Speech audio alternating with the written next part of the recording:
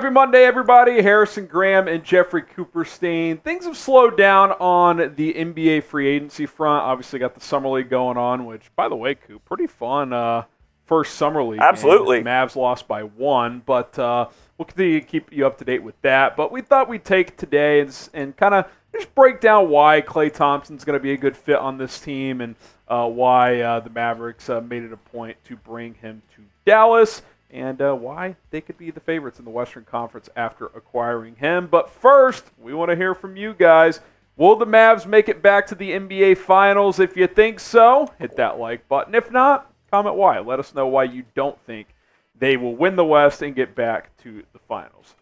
All right, Coop. Klay Thompson, who, I think everybody remembers the 0 for 10 play-in game. And, he's washed. Sure, he's not peak Klay anymore, but obviously, the Mavs identified him as someone who can come in and be the missing piece here. I think even during the end of the playoffs and during the NBA Finals, the Mavs identified what they thought their biggest need was in NBA free agency, and they went out and got Klay Thompson because it was obvious that they were lacking outside shooting. 31.6% from three in the finals as a team, and that just isn't good enough. With Klay Thompson, that number will rise at least a few percentage points, and it may be the difference between winning a couple games and losing a couple games.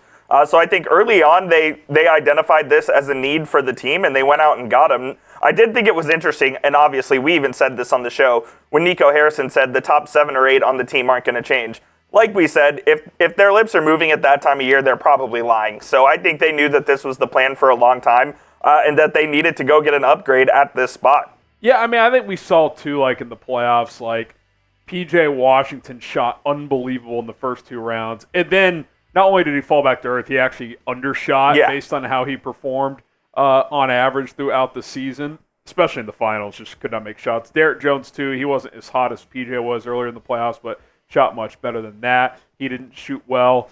You would expect Luka and Kyrie as your stars to simply shoot the ball more effectively. But when you have a marksman on the outside, that probably is going to open up their looks a little bit as well. Look, in today's NBA, you got to make open shots. 100%. And the Mavs just couldn't do it. And, not only are you going to free up more spacing with Klay Thompson, but you're just going to make more shots because that's who he is. He is a shooter. Catch and shoot, off the dribble a little bit, which I saw an interesting stat the other day, Coop. I don't know if you threw this in here.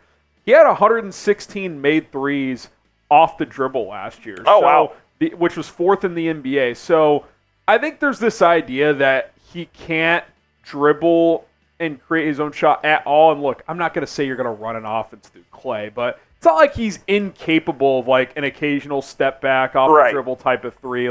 He could still do that some. So, I think the Mavs looked at this and say, is Klay still his dominant two-way player? No. Has he lost some explosiveness? Yes. But can he space the floor? And with the way this offense is built, can he be a key third piece offensively with the way he shoots the basketball? Yeah, I think pretty clearly he can.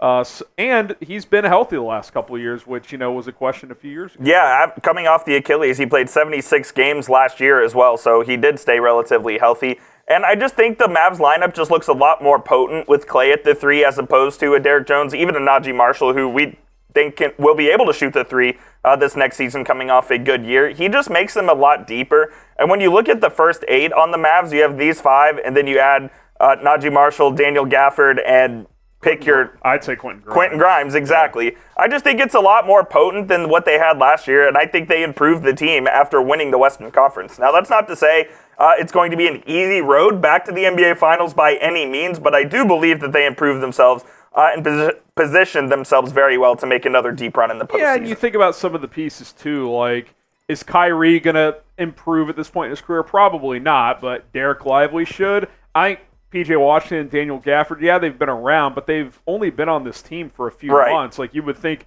they get more comfortable and incorporated into this basketball team. I think Najee Marshall playing in an offense with some elite passers like Luka and Kyrie, you would think he can be a little bit more of an offensive force. Quentin Grimes, I think, specifically is someone who's going to benefit playing next to Luka. He said as much at the introductory press conference. So, I kind of took that initial comment from Nico Harrison as, well, as long as our top 7 or 8 improve, 10 to 15% will be fine. I was like, I don't think you can operate that way, and clearly they didn't. But I do think there's 3 to 4 guys who can improve by that 10 to 15%, especially a guy like Derek. Now, technically, Nico did say that the top 7 or 8 needs to improve 10, 15%. Well, adding Klay Thompson, maybe it does improve your top 7 or 8, 15%. Sure. So maybe at the end of the day, Nico was telling the truth. Okay, Nico. That's how I'll spin that. Spin zone Coop over here. Are the Mavs better with Klay Thompson? Type Y for yes, type in for no.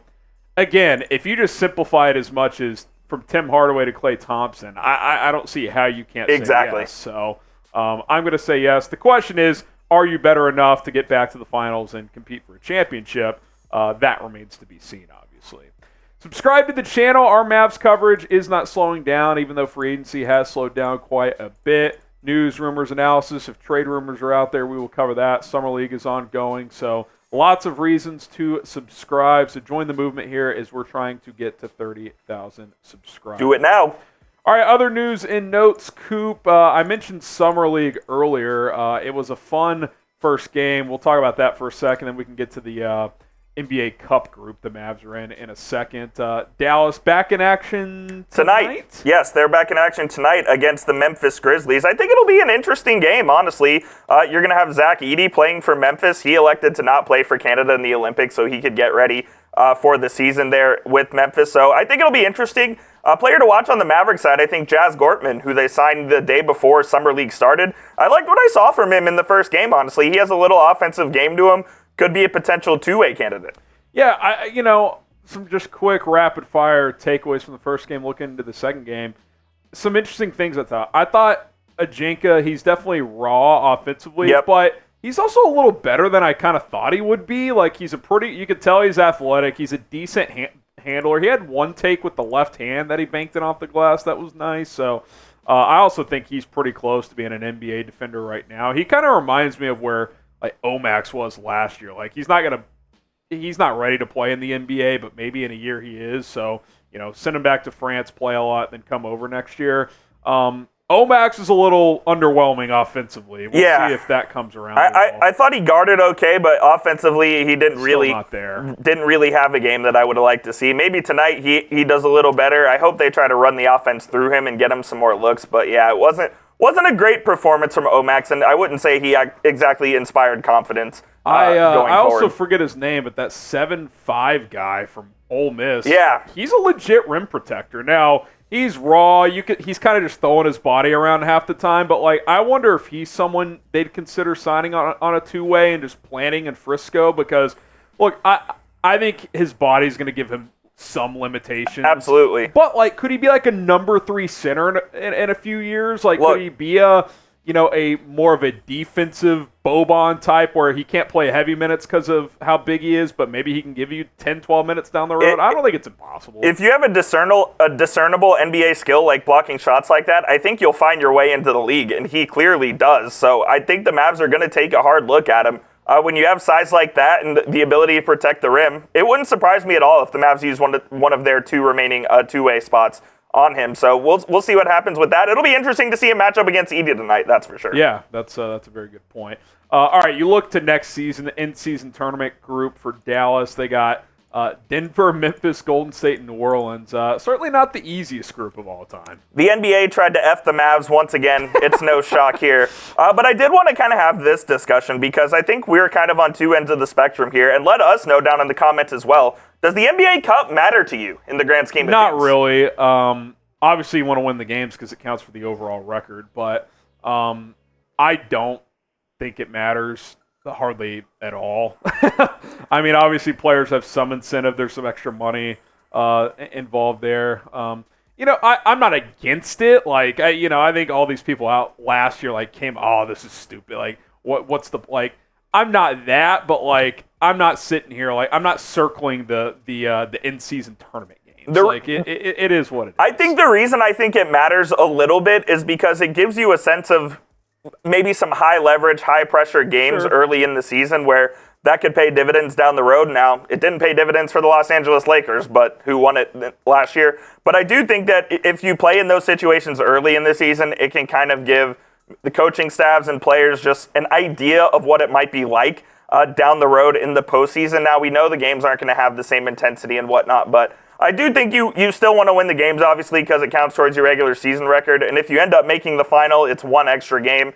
That doesn't bother me that much. I would like to see the Mavericks win it, but if they lose it, I'm not going to lose sleep. Yeah, I'm kind of in the camp of, like, I'm not against it. I don't think there's a downside to it, but, like, it's not appealing enough to me to, like, I don't know, like, I'm not going to watch those games more or less. Yeah. Now, if they made the final game, sure, but, like, the random second game in your pool play or whatever, like, I don't think that's getting me to watch more. And by the way, the court thing is ridiculous. Oh, just put a little cup on the court. The colors, it's too much. The Mavs didn't even have their court ready for last year, so they didn't get to use it. I'm sure it's been in storage for the last year, so we'll see what happens with that as well. If the Mavs somehow make it to the finals in Vegas, maybe Mavericks Today will make a trip out there. That would be sick. And by Mavericks Today, I mean probably me, because Graham won't, but I'll be there anyways. Hey, listen, you never know what's going to happen. We'll see.